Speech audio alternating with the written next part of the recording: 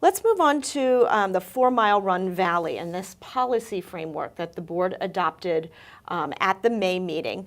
Why was a policy framework even needed for this particular area?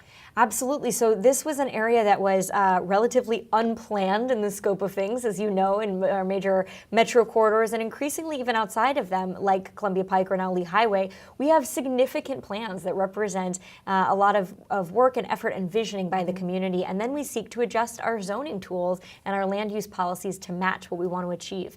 That type of work hadn't touched 4 Mile Run. And this is an incredibly important area of the county. It's some of our last industrial zone land. I was just going to say, it's kind of that old school, for lack of a better way of putting it, where you have the low-rise industrial buildings, warehouses, that kind of thing that you don't see elsewhere in the county. You don't see elsewhere in the county, and not only do they provide critically important services, right, the car repairs, et cetera, it also has allowed for some real creativity to flourish in this part of the county. So we joke that it's our economic engine of the dog economy down in 4 Mile Run, right? Lots of pet wash areas, pet walking services, pet boarding, because those are things that happen in industrially zoned property. And the Shirlington Dog Park the right there, Shirlington so it's Dog convenient. Park itself, it's all very symbiotic.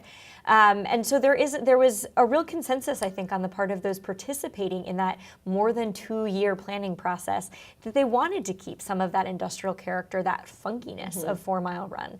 And another thing that made this policy framework unique is that it brought together an integrated planning effort. It's the first time the county has really brought forward the Department of Environmental Services, community planning, as well as Parks and Recreation to think holistically, both about the zoning and the character of the neighborhood in the corridor, but also what the major amenities would look like there. We spent a lot of time talking about the Shirlington Dog Park, and by the time it reached the board, there were areas of consensus on nearly everything, with one notable exception, which was the future of Jenny Dean Park and the master plan there. So what was decided then for the Jenny Dean Park? You said that was the controversial item. That's right, and I made the joke. The number is very back in the envelope, but the whole area 4 Mile Run is about 90 acres, and I think this Jenny Dean Park is maybe about 10 or 12. And so, we had 75 acres, give or take, of compromise that everyone agreed on, right? But it came down to that little piece, that final area.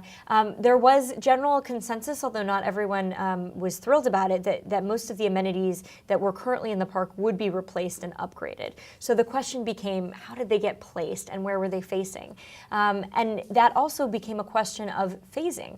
There are some targets for land acquisition in that park that we don't own yet. And so there's a vision for a phase 1 and phase 2. So it became a little bit of this question of what's important for us to achieve right away on what the county already owns, relative to what can be overachieved over time.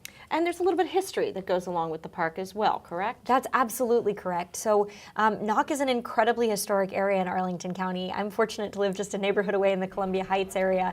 And Knock has been an historic African-American community in Arlington County. It's been home to some churches that have played a major role in the civil rights movement in Virginia and even in the nation. And it's home to many of our longstanding community members. In some parts of Knock, you're a newcomer if you've only been in your house for 1 or 2 generations.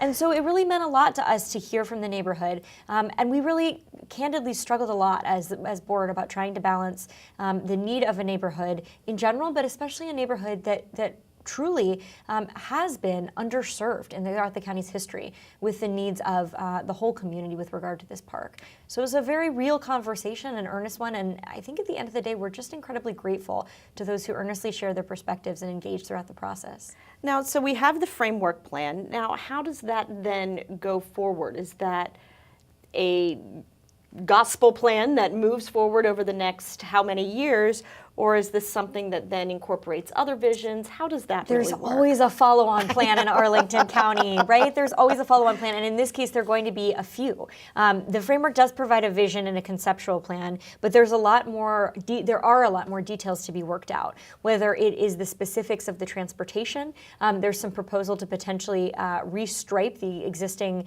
right-of-way on 4 Mile Run Drive to create more parking opportunities for people using the park or using these other retail amenities.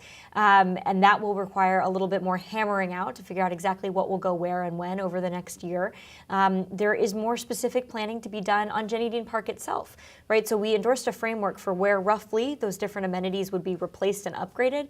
But there's a lot to be determined in terms of the landscaping, the design, what materials will be used, and really importantly, what kind of historical interpretation there'll be to make sure that the legacy of Jenny Sarepta Dean, for whom that park is named, is adequately captured. So those are just a couple of pieces. There'll also be more to do in terms of figuring out the specific tools we might pursue to create an arts district, which was a recommendation of the working group as well.